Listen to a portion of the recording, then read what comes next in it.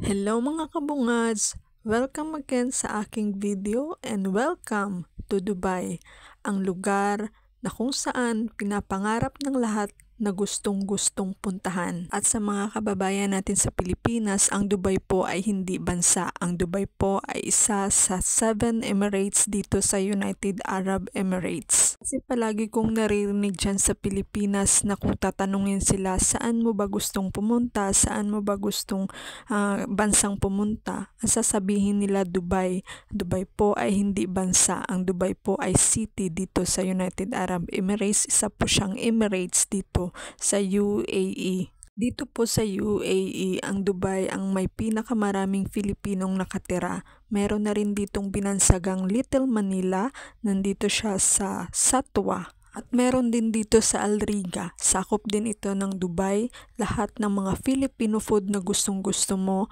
lahat ng mga Filipino na namiss mo sa Pilipinas ay nandito. Makakatikim ka ng mga street food na namimiss mo sa Pilipinas. Mga kababayan natin na gustong-gustong pumunta dito sa United Arab Emirates, yung akala nyo madali ang buhay dito, yung akala nyo masaya ang buhay dito, akala nyo lang yun.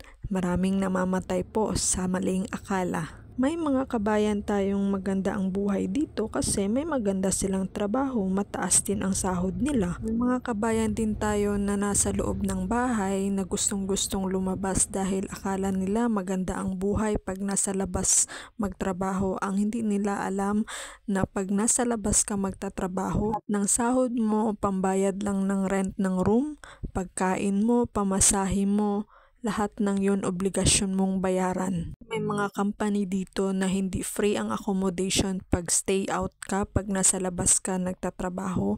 Walang free accommodation. Ang rent ng bawat room dito ay nasa 600 to 1,000 dirham. Paano ka pa makakaipon yan? Maliban na lang kung may mga part-time ka. Kaya sa mga kababayan natin nasa Pilipinas, huwag po tayong magpadala sa mga matatamis na salita ng mga agency na maganda ang trabaho dito sa Dubai, na sabi nila kapag nandito ka, madali kang makahanap. Hindi po sa ganun. Hindi po sa dinadiscourage ko kayo na pumunta dito, pero sana pag-isipan po ninyo ng mabuti kung bago kayo pumunta dito sa United Arab Emirates. Pag-isipan po ng milyong-milyong times. At nandito na tayo sa city ng Dubai. Tingnan nyo naman, napakatataas na mga building at dito nyo makikita ang Burj Khalifa, Al Arab, ang 7-star hotel, ang Dubai Mall, ang pinakamalaking mall sa buong mundo, at syempre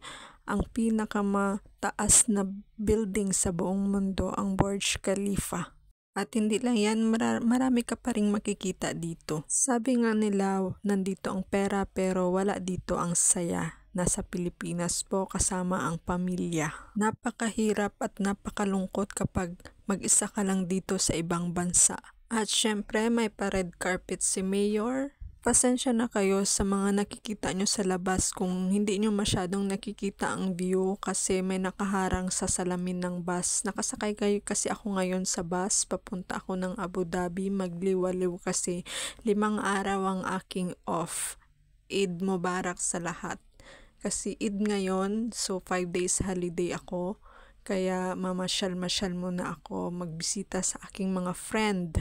Kaya pagpasensyahan nyo na ang view na nakikita nyo, at least nadala ko kayo sa Dubai na gustong gusto nyo, at pinapaalala ko ulit, ang Dubai po ay hindi bansa. At least kahit dito sa video nakikita nyo ang city ng Dubai, kung gaano siya kaganda, kung gaano katataas ang mga building na nakikita ninyo. Mga pamilya namin sa Pilipinas, sana po maintindihan nyo yung mga anak, nanay, tatay, mga kapatid nyo kung bakit hindi po nakakauwi ng basta-basta. Akala kasi ng iba ayaw mong umuwi kasi nag-i-enjoy ka dito sa ibang bansa, pero madami dapat i-consider, hindi lang ang pamasahe.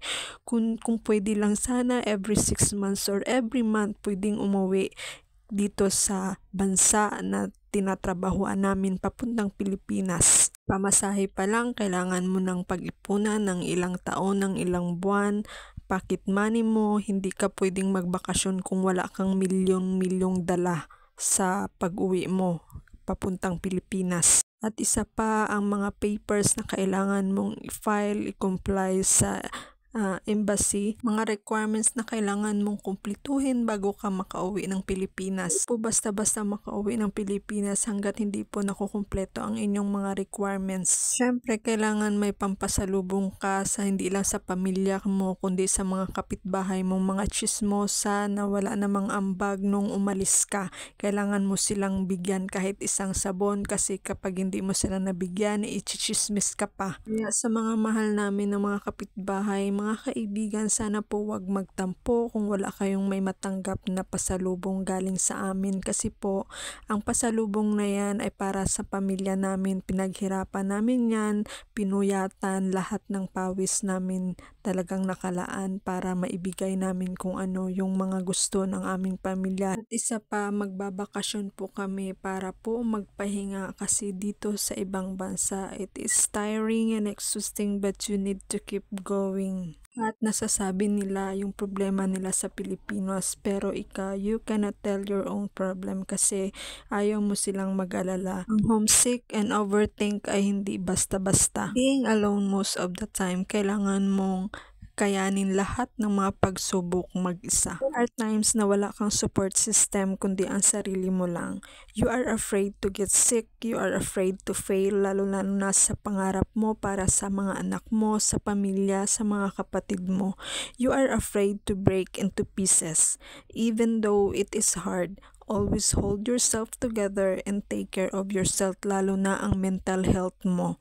Prayer will always be your unspoken messages. Sa mga may pamilya na OFW, sana maintindihan nyo kung bakit hindi basta-basta makakauwi ang inyong anak, nanay, tatay at mga kapatid.